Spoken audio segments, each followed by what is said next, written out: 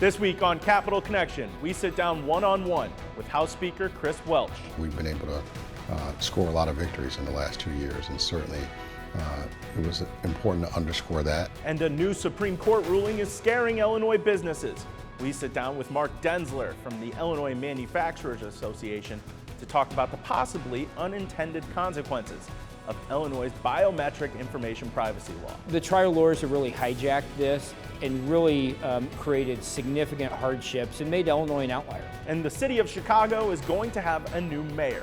We have reactions from some of Illinois' top politicians about the single term for Lori Lightfoot. It is hard to hold a position like the mayor of Chicago, and it was 4 hard years, no doubt about it. It's all coming up on Capitol Connection. From the Illinois State Capitol Rotunda, Capitol Bureau Chief Cole Hankey is asking the tough questions. This is Capitol Connection. Welcome to Capitol Connection. I'm Cole Hankey. We are about 2 months into this legislative session, and we're starting to see what the prevailing themes will be going into the spring. Now, some of those are hyper-focused Illinois issues. Others are national issues, and we're seeing the state interact more and more with the federal government as politicians here in Illinois continue to grow their national profiles.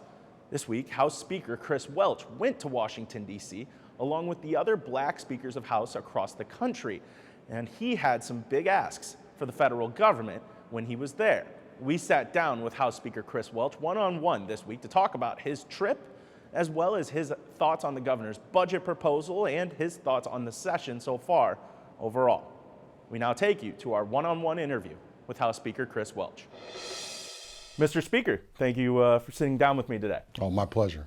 You are back now from a trip to Washington, D.C., joining the 4 other black speakers of the House for states across the country. How did that trip go? What was the purpose of that trip? Well, it was a multi-purpose trip. I was happy the White House put together a Black History Month event that included meeting with the historic black speakers across the country. On Monday, there were 5 of us, and the 5 of us gathered in D.C. to talk about what's going on in our states and the similarities, the challenges, and things of that nature.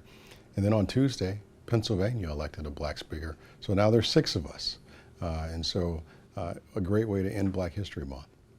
I wonder what the message or what the list of things that you take to D.C. is now. Obviously, the relationship between the state and federal government has been, interesting, especially through the Biden administration now. But what is on your to-do list when you go to D.C.? What are you asking for? What are you talking about or trying to push for when you go to the Capitol? Well, there's been a lot of things that we've done successfully here in Illinois.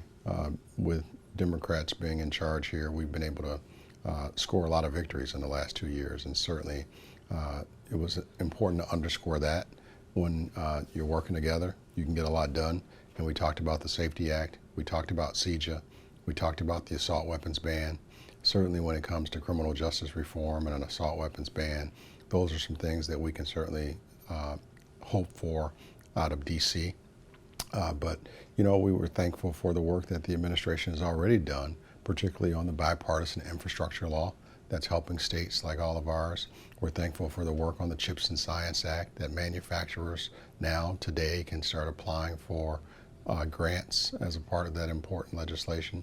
But we also talked about what's going on with asylum seekers in a number of our states. And I think it's really important that, city, state, and federal governments work together to solve these types of problems. You mentioned the Safety Act as well as the assault weapons ban here in the state. Both of those tied up in legal challenges now. How does that affect those conversations when you're asking for those kinds of changes at the federal level when it's not even solidified here in Illinois yet? Well, I'm pretty confident that it will be solidified and solidified in our favor. There's a lot of work that goes into legislation before we ever even put it on the board. We have a lot of good people advising us. I'm confident that the legislature did its job. We did our research in advance. We did our job, and now we just have to trust the courts to do their job. With the Safety Act in particular, the oral arguments start in just a couple of weeks now. We're in March. Yep.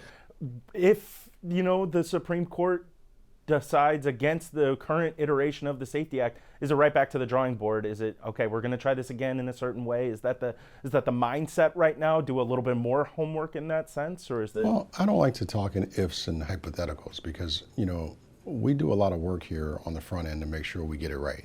And I'm confident that the legal arguments are on our side. This is good policy, and I believe the Supreme Court's going to get it right and side with the legislature on this matter.